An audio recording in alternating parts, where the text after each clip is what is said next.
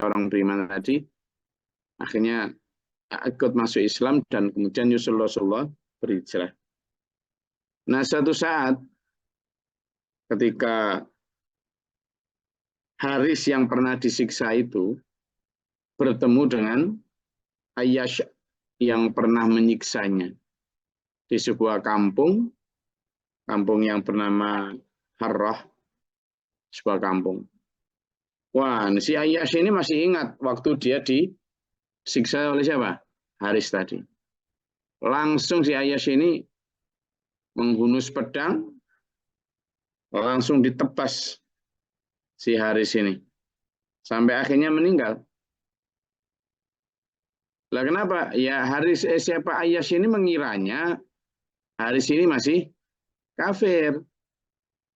Sehingga dia membunuh itu dalam konteks nggak tahu kalau si Haris ini sudah masuk Islam. Lalu pun dia pun datang kepada Rasulullah SAW dan menceritakan peristiwa itu. Maka turunlah ayat 92 kemarin. Kita bahas tentang pembunuhan yang sokokan, tidak sengaja. Jadi dia membunuh tadi itu karena tidak tahu bahwa dia adalah orang apa yang sudah masuk Islam. Nah, kenapa kok gitu? Iya beda. Kalau dulunya si Haris ini menyiksa si siapa? Ayyash ini, itu kan enggak, ketika masih kafir.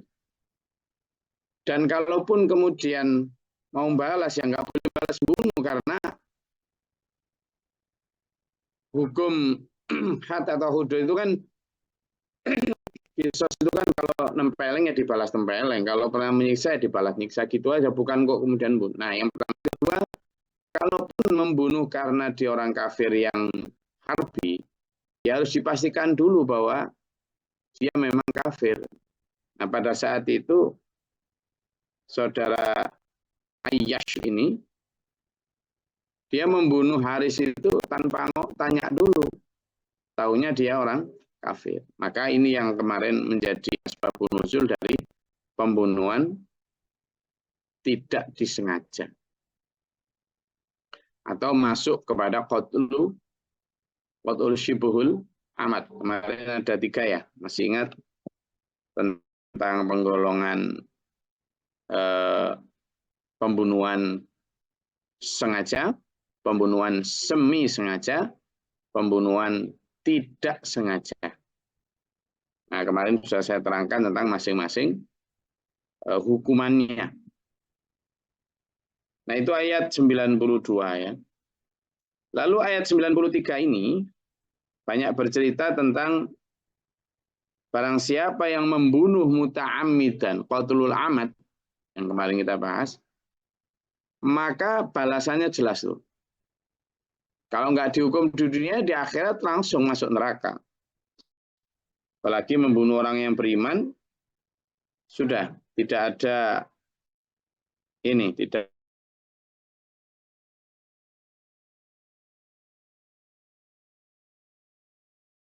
ada kecuali kalau di dunia kemudian bertaubat dan mendapat hukuman qisasnya. Nah, ayat 93 ini berkaitan dengan ini juga dari Ikrimah, asbabun nuzulnya, menjelaskan bahwa ayat ini ditujukan kepada seorang sahabat Ansor yang membunuh saudara Mikyas bin Syubabah. Oleh Rasulullah SAW, denda sahabat itu dibayar kepada Mikyas sebagai keluarga terbunuh. Setelah denda diterima, Mikyas langsung membunuh pembunuh saudaranya itu.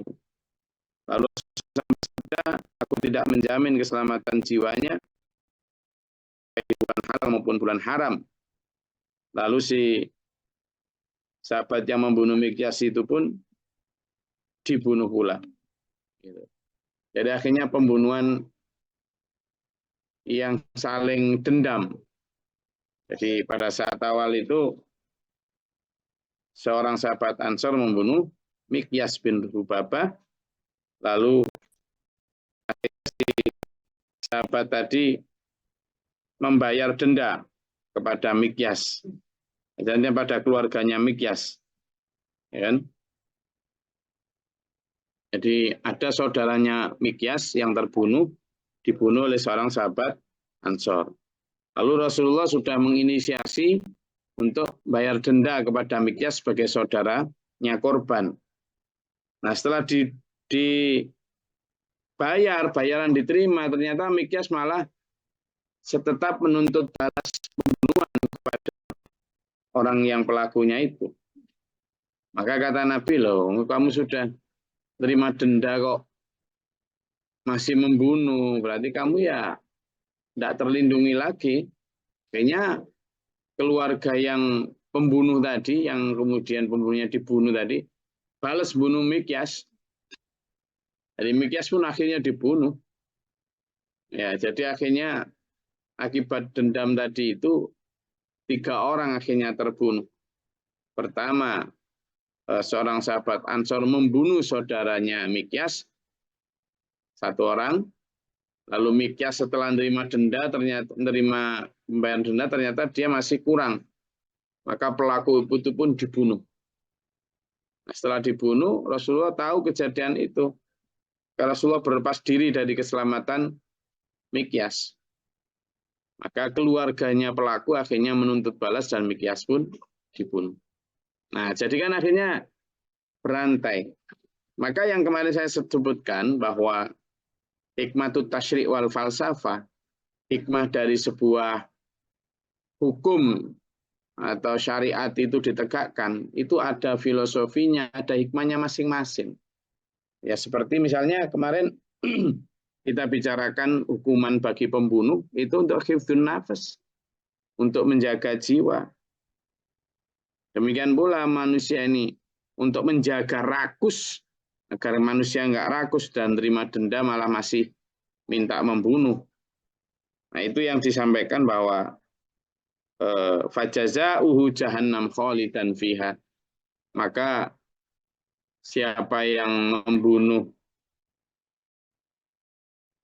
sudah terima dibunuh, ya akhirnya Mikyas tadi itu dihukumi orang yang membunuh orang yang sudah beriman, yang sudah bertaubat, ya, dan sudah nerima denda. Kecuali kalau nggak nerima denda, ya, karena kalau sudah nerima denda berarti dia sudah tergolong pembunuhan berencana tapi dimaafkan oleh keluarga.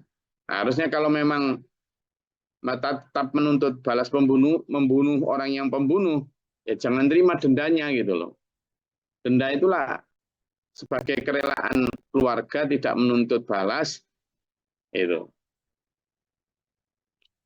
Ayat yang kedua, ya ayyuhalladzina amanu idza darabtum fi sabilillahi fatabayyanu wa la taqulu liman alqa ilaikumussalam salama lasta mu'minan. Ini sama.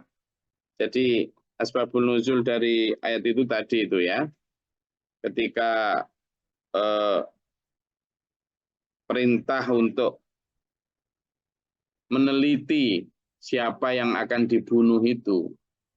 Jadi kalau kamu hendak berjihad di jalan Allah, kamu teliti dulu siapa yang hendak kamu perangi itu. Jangan-jangan nanti kejadiannya seperti Haris bin Yazid yang berkonflik dengan Ayyash bin Robi'ah tadi. Sudah dikira orang kafir diperangi, ternyata di dalamnya ada orang beriman, ikut terbunuh juga. Jangan, kata Allah, kalau kamu pergi berangkat berperang, maka fatabayyanu, telitilah dulu siapa yang hendak kamu bunuh itu. Ya, jangan ngawur. Apalagi terhadap liman alqa ilaikumussalam lasta mu'minan, apalagi kepada orang yang sudah memiliki perjanjian damai dengan orang beriman, maka kamu jangan pernah mengatakan kamu tidak beriman, nggak boleh, nggak boleh. Hanya karena tabtaguna aradul hayati dunya, hanya karena berharap dengan membunuh orang tersebut nanti dapat harta rampasan perang. Nah, inilah jelas betapa harta rampasan perang atau harta secara keseluruhan itu bisa merubah pribadi seseorang. Orang kalau sudah berangkat berjihad itu kan sebenarnya niatnya baik ya. Niatnya apa? Baik. Oh, namanya berjuang bersama Rasulullah. Tapi begitu pun harta itu loh masih bisa memalingkan manusia. Antara lainnya ini membunuh seseorang di sebuah masa perang, tapi tujuannya hanya untuk agar dapat harta dari orang yang dibunuh. Ya, jadi ini Ibnu Abbas menjelaskan bahwa ayat ini diturunkan berkenaan dengan seorang laki-laki dari Bani Sulaim yang suatu hari menggiring kambingnya lewat di depan beberapa sahabat Rasulullah SAW dan mengucapkan salam. Para sahabat berkata, ia mengucapkan salam kepada kita dengan maksud agar ia selamat. Karena itu mereka menyergap dan membunuh lelaki itu. Lalu mereka membawa kambingnya di hadapan Rasulullah SAW. Nah ini, kamu jangan. Jadi ternyata orang itu, kamu harus benar-benar melakukan tabayun dulu. Ini ternyata ada seorang dari Bani Sulaim, ya intinya Bani Sulaim itu Bani yang tidak percaya dengan Islam, lewat depan Rasulullah, para sahabat langsung bersuudzon pada saat itu. Wah, dia mengucapkan salam atau mengucapkan syahadat itu ya hanya biar dia selamat karena ada di mayoritas Muslim di saat itu. Nah itu apalagi kemudian langsung dibunuh. Maka ayat ini menyatakan jangan begitu. Hanya karena aradul hayati dunia, hanya karena berharap harta dan kenikmatan dunia. Padahal fa'indallahi maghanimu katsiratun. Padahal di sisi Allah adalah harta yang lebih banyak. Cuma kan orang disuruh percaya bahwa ada harta yang belum kelihatan itu kan sulit sekali itu. Kayak ini kan dibuat perbandingan langsung oleh Allah. Perbandingannya itu langsung. Kamu berharap harta rampasan perangkatnya harta dunia, sementara Allah menjanjikan maghanimu katsiratun, harta yang banyak itu nanti di mana? Fa'indallah, di sisi Allah. Nah ini aja sudah jadi pelajaran kita tuh, bahwa harta itu kalau tidak dikelola dengan baik, tidak benar-benar ditasarufkan atau disalurkan kepada yang lebih berhak, maka harta itu akan menjadi dua sisi mata pisau, masa pedang. Sama-sama berbahayanya.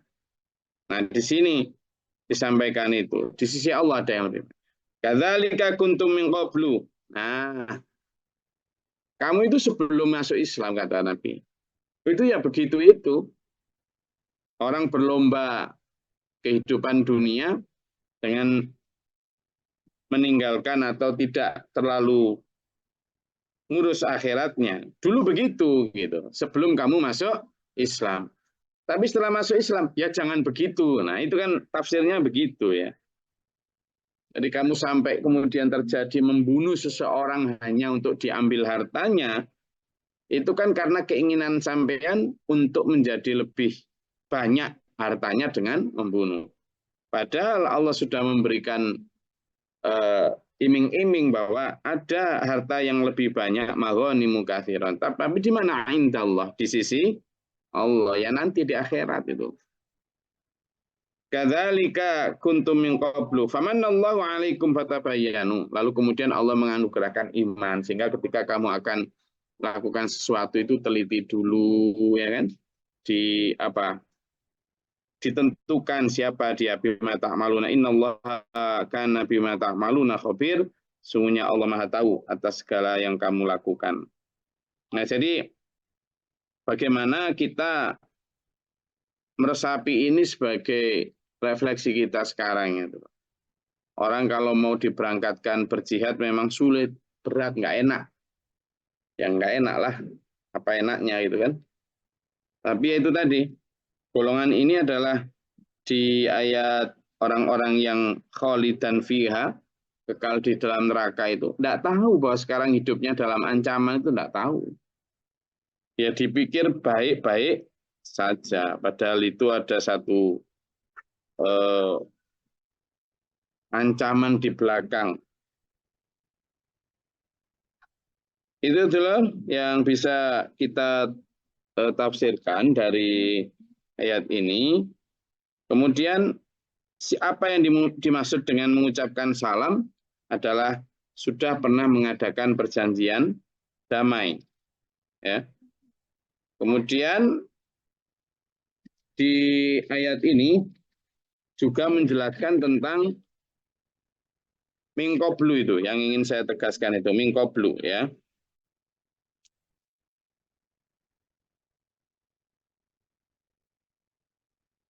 Jadi apa yang dimaksud dengan assalam itu adalah kalimat la ilaha illallah, kalimat syahadat ya.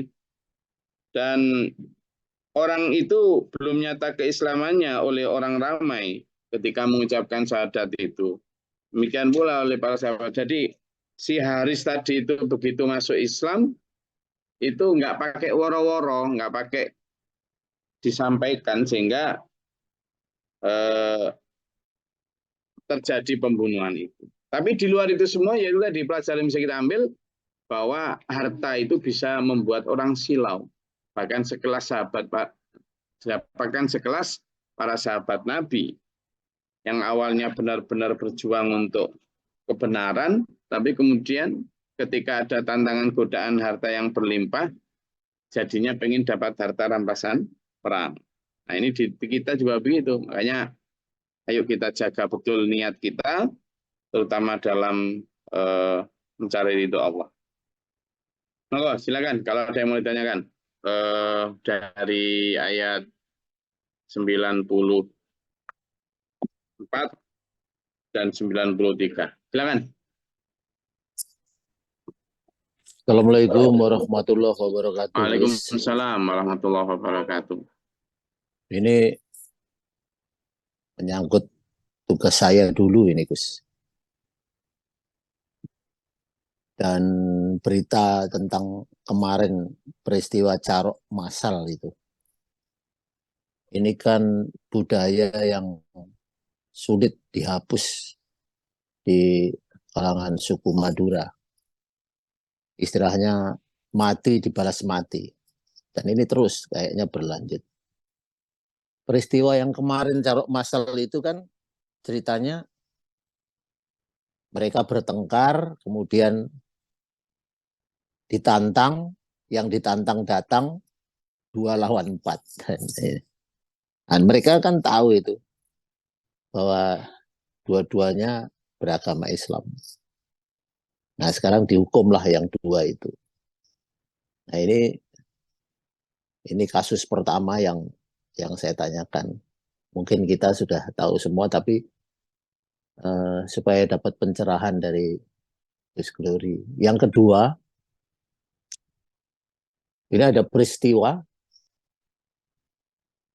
saya tidak perlu menyebutkan, tapi mungkin dari cerita itu tahu.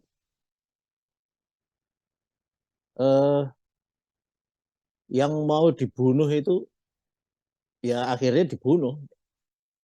Orang itu dibunuh tahu bahwa itu Islam. Saya tidak tahu apakah di antara yang membunuh itu ada yang Islam apa yang enggak, saya enggak ngerti pastinya. Tapi pada perkembangannya, orang yang tidak ikut membunuh ini tahu. Dan dia ada di belakang itu sebagai orang yang bertugas melakukan evaluasi atas pekerjaan itu. Sehingga ya saya dapatkannya ya setelah pensiun ini. Loh kamu kena loh, saya bilang gitu. Karena keluarga yang dibunuh itu bersumpah. Gitu. Kalau kamu enggak, kalau yang melakukan itu tidak mengaku dan tidak minta maaf, itu disumpahkan 7 turunan. Nah ini bagaimana Gus anunya? Sanksi kepada orang ini yang langsung ataupun tidak langsung ikut melakukan pembunuhan itu. Demikian Gus. Waalaikumsalam warahmatullahi wabarakatuh. Waalaikumsalam warahmatullahi wabarakatuh. Jadi yang pertama tentang kasus Carok yang ada di Madura ya. Itu ada orang bernama Ahmad Hasan dan Wardi. Ini berkonflik dengan Mat Tanjar, Mat Terdam, Hafid, dan apal saya nama-namanya. Jadi di Madura itu ada budaya namanya Carok. Carok itu setahu saya adalah duel 1 lawan 1 yang diizinkan oleh adat tentunya untuk mempertahankan harga diri. Mempertahankan harga diri. Biasanya harga diri ini terkait dengan marwah keluarga atau istri biasanya. Ya, bukan masalah harta. Itu kalau sudah masalah harga diri atau masalah kehormatan istri, itu tidak bisa diselesaikan dengan damai. Pasti dengan carok itu. Zaman dulu. Nah, zaman dulu.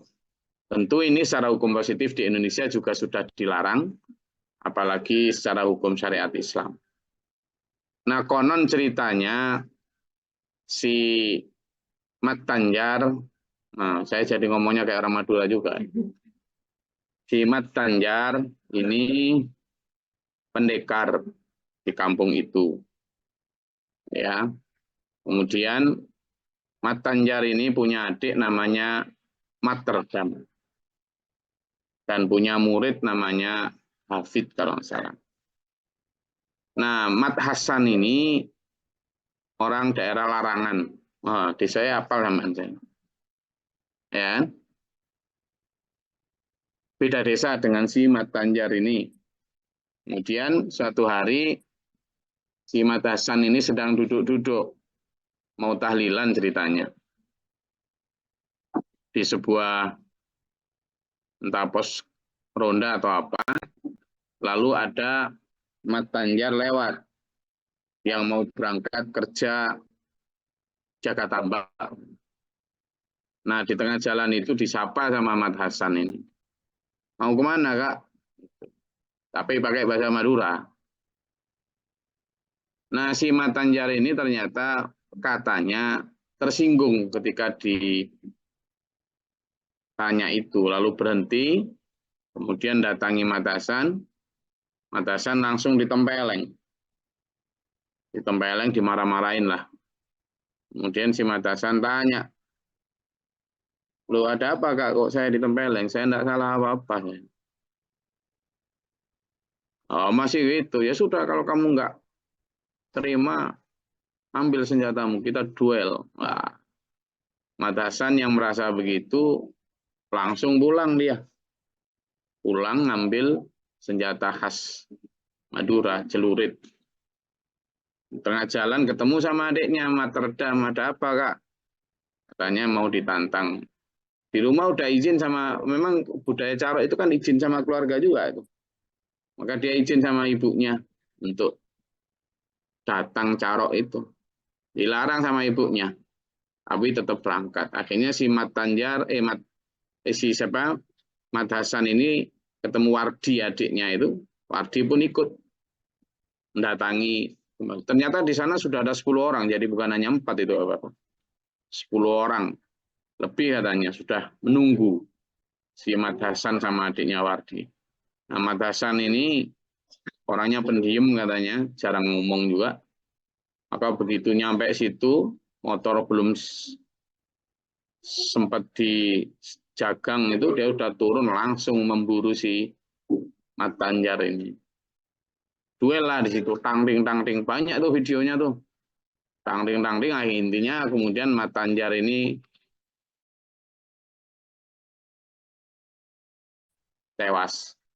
Nah, kemudian setelah tewas, ternyata yang turun ke gelanggang itu hanya 5 orang. Yang 5 orangnya lagi nyalinya kurang mungkin ya. Nah, yang 5 orang ini ngelawan 2 orang ini. Tang ya, kayak di melawan Wardi sama Mat Hasan. Mat Hasan sama Wardi tidak terluka sedikit pun. Konon apa sakti, jiwa dai sak nanti. Sakti. Nah, satu orang yang masih hidup itu mau maju dibilang, kalau kamu maju tak bunuh sekalian. Tapi kalau kamu mundur tak ampuni. Akhirnya melari dia. Nah, dari situ aja udah kelihatan kalau kita lihat dari sisi hukum Islam, yaitu tadi. Ketika ada, anggaplah dua-duanya adalah Islam tentu ya. Di Madura itu kan hampir 100% Muslim ya. Pembunuhan kalau dari kacamata hukum Islam tentu pembunuhan ini adalah pembunuhan yang kalau dari sisi Matasan itu masih ada berbeda pendapat. Apakah itu pembunuhan yang direncanakan, artinya yang sengaja membunuh, ataukah dia spontan karena membela diri. Kenapa? Karena dia memang ketika duduk tadi itu tidak ada rencana ingin membunuh siapa? Mat Anjar. Tapi Mat Hasan kan tetap aja kemudian pulang ngambil celurit untuk nantang duel. Untuk melayani duel itu. Nah dari sisi itu nanti kita bisa analisis apakah itu pembunuhan berencana ataukah pembunuhan yang semi sengaja. Yang jelas bukan yang tidak sengaja, itu pasti sengaja gitu kan. Apakah sengaja total ataukah semi sengaja. Nah dari sisi kacamata hukum Islam orang yang saling membunuh ada hadisnya itu. Dua orang beriman atau orang Islam yang saling membunuh maka dua-duanya masuk neraka. Kalau dalam hukum Islam loh ya, saya tidak bicara tentang Mat Hasan maupun Mat Anjar saja. Dalam hukum Islam itu, siapapun dalam Islam yang saling membunuh dengan sengaja, baik yang menang pelaku maupun yang korban terbunuh, itu dua-duanya masuk neraka. Ada seorang sahabat bertanya, loh ya Nabi, kalau yang membunuh masuk neraka pantas. Tapi kalau yang terbunuh, yang meninggal ini kenapa masuk neraka itu? Maka jawab Nabi, loh itu kan hanya karena kebetulan aja. Yang terbunuh itu tadi kan niatnya juga ingin membunuh pelaku toh. Gitu. Mungkin hanya karena kedahuluan bacoknya aja itu. Itu. Maka jawaban itu menjadi satu balasan bahwa selama keluarga tidak memaafkan dan kemudian tidak membayar diat, maka balasan agar nanti di akhirat nggak disiksa adalah dengan cara kisos tadi. Maka dia harus dibunuh karena masuk pada pembunuhan berencana. Tapi kalau kemudian seperti ayat 92 maupun 93, kalau kemudian ada keluarga yang memaafkan, kemudian juga membayar kafarat atau denda tadi, maka denda yang kemarin dibagi menjadi 3. Ya, denda mughaladah, 2 ya, mughaladah dan denda mukhafafah. Denda yang mughaladah itu denda berat, dan ini harus diterapkan pada pembunuhan yang berencana yang dimaafkan, dan pembunuhan yang qatul syibhul amad atau semi sengaja. Sementara yang qatul khata' yang dibahas di ayat 92 itu masuk kepada denda yang mukhafafah atau yang ringan. Nah, di situ kita bisa lihat tuh untuk kasus Mat Anjar, Mat Hasan ini tentu tidak diselesaikan dengan hukum Islam toh atau fikih jinayah, tapi diselesaikan dengan hukum positif di Indonesia yang kemudian punya 3 pilihan hukuman. Kalau pilihan hukuman paling berat pasal 386 apa berapa itu Pak Fakhrul, pembunuhan berencana itu. Itu maka hukuman tertinggi adalah death penalty atau hukuman mati. Yang hukuman selanjutnya adalah hukuman seumur hidup. Yang di bawahnya lagi hukuman 20 tahun. Nah, tidak tahu nanti itu seperti apa hukumannya. Nah, itu dari sisi itu. Lalu yang kedua tadi, saya kurang jelas tadi, Pak. Intinya bagaimana menghukumi orang-orang yang ikut membunuh itu ya, yang kedua tadi, Pak. Ya, ya betul Gus. Jadi yang saya dapatkan tuh orang yang di belakangnya Gus. Sebenarnya Ya, tanpa sengaja sampai akhirnya saya beritahu. Kamu ya, kena loh, saya bilang gitu. ya. Ya, Jadi pernah Umar itu berkata begini, Kalau seandainya ada orang yang terbunuh secara zalim, artinya dia dibunuh karena bukan alasan yang hak, dia tidak bersalah dibunuh. Lalu yang membunuh itu adalah orang sekampung, maka orang sekampung itu saya bunuh semua, kata Umar. Artinya kalau dia bersalah secara berjamaah, maka kesalahan itu harus ditanggung secara bersama-sama. Itu. Jadi dia ikut andil entah bacok di mana misalnya, atau ngeracun di mana, atau ketika bersekongkol itu dia pembunuhan berencana itu dilakukan oleh 4-5 orang, satunya kebagian apa, maka semuanya akan mendapat hukuman yang sama tuh. Itu dalam sisi hukum Islam. Intinya persekongkolan yang akan membuat seseorang terbunuh, itu persekongkolan itu akan dibagi rata hukuman yang sama, pisau semua itu menurut Islam. Makanya ini masih belum banyak diterapkan oleh negeri-negeri Islam sekalipun, apalagi di Indonesia bukan negara Islam ya, yang hukum pidananya masih mengikuti BW atau Belanda. Belanda. Intinya kitab Undang-Undang Hukum Pidana Indonesia itu masih mengikuti secara garis besar itu BW-nya Belanda. BW itu Bergelijwetboek istilahnya. Nah, di situ meskipun sekarang mungkin sudah ada ya revisi tentang KUHP itu. Tapi seperti apa kurang tahu. Jadi sekilas begitu Pak Farouk. Gus, matur nuwun. Ada lagi? Oke, saya rasa cukup ya kajian kita. Intinya itu tadi, kajian kita pada pagi hari ini bertumpu pada larangan kamu membunuh orang hanya karena aradul hayatid dunia. Tabtahuna aradul hayatid dunia. Hanya karena kamu berharap ingin mendapat rampasan perang. Ojo ngono.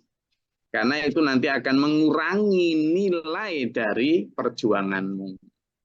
Nah, sampai kemudian yang terjadi pada Mikyas tadi itu akhirnya dibunuh oleh orang yang membunuh, pembunuhan yang kemudian bertalu-talu, apalagi ada yang mengatakan, loh dia mengatakan la ilaha illallah tadi itu hanya karena ingin selamat ya Rasul. Jangan ngomong gitu.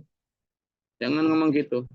Apapun dia sudah ngomong la ilaha illallah itu sudah dilindungi oleh hukum Islam. Nggak boleh kamu membunuh orang yang kayak gitu. Gitu.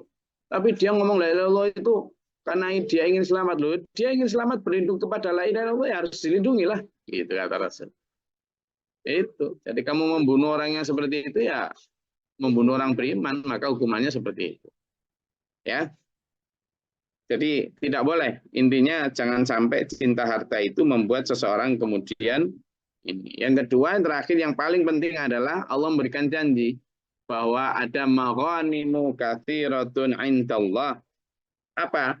Adalah jangan berebut harta di dunia. Di sisi Allah ada harta yang banyak sekali. Percaya sama? Enggak. Percaya sama? Ya percaya dikit, enggak percaya dikit lah. Enggak kelihatan ya Gus. Gitu. Banyak di mana sih gitu. Nah ini yang harus kita pupuk dulu supaya mengikuti aturan Allah itu bisa lebih mantap lagi. Oke, Allah menjanjikan apa tadi? Maghanimu katsiratun indallah. Ada harta yang sangat banyak di sisi Allah. Tapi kapan itu kita terima? Kalau kita taat nanti. Itu pun kalau kita taat, kalau kita percaya. Saya rasa itu kajian kita pada pagi hari ini. Agak ngantuk-ngantuk dikit, tapi mudah-mudahan tetap nyantol ya. Semoga Allah merahmati kita. Membuat kita lebih mencintai Allah daripada apapun. Ila akhirih. Amin. Allahumma sholli wa sallim barik. Allahumma fil mu'minin wal mu'minat wal muslimin. Allahumma hdina fi man hadayta wa afina fi man afayta wa lana fi man tawallait. Wa barik lana fi ma atayta wa qina syarra ma qadait fa innaka taqdi. Astaghfiruka wa atubu ilaika. Allahumma da'fana al-bala wal waba wa qad hastin min al-jinn. Rabbana wa la taj'alna fil ghamil zalimin. Allahumma arfa'na darajatana. Rabbana man faktubna ma asyhadin rabbana la tuzigh qulubana ba'da idh hadaytana. Rabbana faghfir lana dhunubana wa kaffir 'anna sayyi'atina wa tawaffana. Allahumma sabbit imanana fid dunya. Allahumma fatir samawati wal 'alimil ghaibi wasyahadati rabbaka innaka syahid. A'udzu billahi min syarril bala wal fadar syawasi wal syamata. Allahumma inna nas'aluka al-huda wat taqwa wal 'afafa. Rabbana atina fid dunya hasanah wa fil akhirati hasanah wa qina adzabannar. Subhana rabbika rabbil izzati amma yasifun. Alhamdulillahirrabbilalamin. Assalamualaikum warahmatullahi wabarakatuh. Waalaikumsalam. Waalaikumsalam warahmatullahi wabarakatuh. Allahumma arhamna bil Qur'an